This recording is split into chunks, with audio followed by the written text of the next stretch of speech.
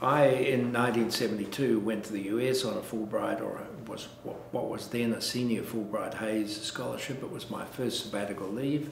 It was an opportunity to spend 12 months with a young family living in Florida and getting to experience something of the culture of that country.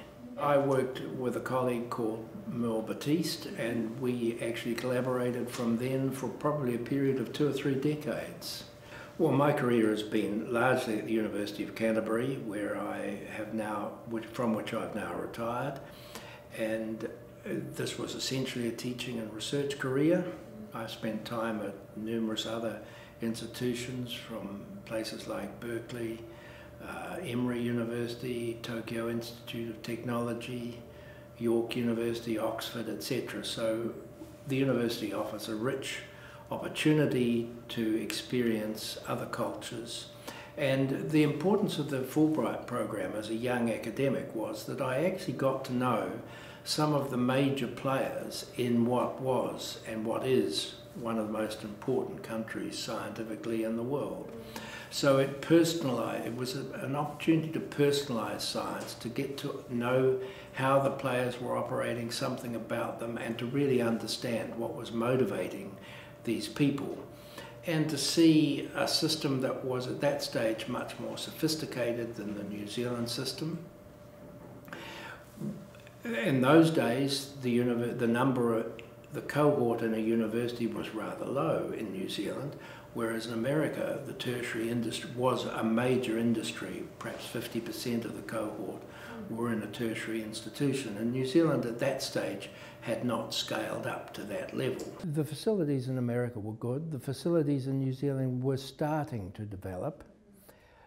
The funding in America was greater, so people spent a lot of time actually writing major research proposals, but when successful, they got large amounts of money which funded them well for 4, 5, 6 years. In New Zealand, we now have that type of research opportunity, that type of research proposal writing, but the amount of funds won when those proposals are successful are nowhere near as great. In America, with the funding arrangements that there were, people, if they wanted expertise, they were able to buy that expertise in with postdoctoral fellows. In New Zealand, you needed to use the expertise of your colleagues. So Canterbury developed a very collegial approach to research and was relatively successful, but perhaps because of that.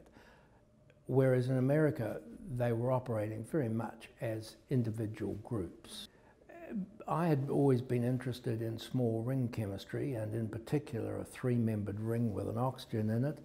The fellow I was working with, Merle Batiste, was interested in small rings where all the atoms were carbon. So there was a real synergy. What one could do in those days is nothing like what we were able to do later in our career, where so many of us and so many scientists became involved in chemistry as it became associated with molecular biology and with drug development and human health. It was a great opportunity because they brought together scholars from many different countries, and we met in Washington. In Washington, at this sort of 1 or 2 week period, we were taken to places like the White House, we were taken to the Executive Building, we were taken to Capitol Hill, we met senators, Senator Church, Senator Fulbright, etc. We were all wheeled in at one stage into a room in the Executive Building to be addressed by Peter Flanagan. Television cameras were brought in. Peter Flanagan at this stage was the economic advisor to Nixon, who was president at that time. It was interesting because this was a fairly neutral group of people who weren't going to ask too many questions, as Peter Flanagan outlined for the media executive privilege.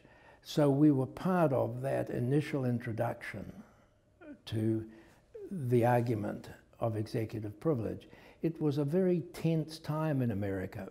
In the South, where I spent most of the time, busing was important to try and more integrate the schooling system. The Vietnam War was in full swing, lots of demonstration, a great deal of concern about this. The demonstrations that I saw were essentially peaceful, enormous number of police, helicopters above the university flashing down their big lights, strobe lights, so that you really couldn't escape on campus. It was really a pretty interesting time to be there. It's always interesting to spend time in another country. It enriches your own life, it enriches your understanding. Professionally, it was an opportunity to get to know some of the major players in the field, to personalise the science and to establish contacts that proved to be incredibly enriching and valuable for the rest of my scientific career. People that I met in that period in '72 became friends. We've met in numerous parts of the world at numerous conferences. We've each benefited scientifically by being able to form collaborative links, do things together, publish together, etc. So it was very informative in personalising science for somebody living what was then some distance away, before Skype, before easy communication. The Fulbright program was very well organised. We were met at the airport. We were pushed through customs without going through the normal queues. It was a well-organised program, and it allowed me to catch a glimpse of how the American system works, how it was different from the New Zealand system. The education industry was more advanced than our education industry at that stage.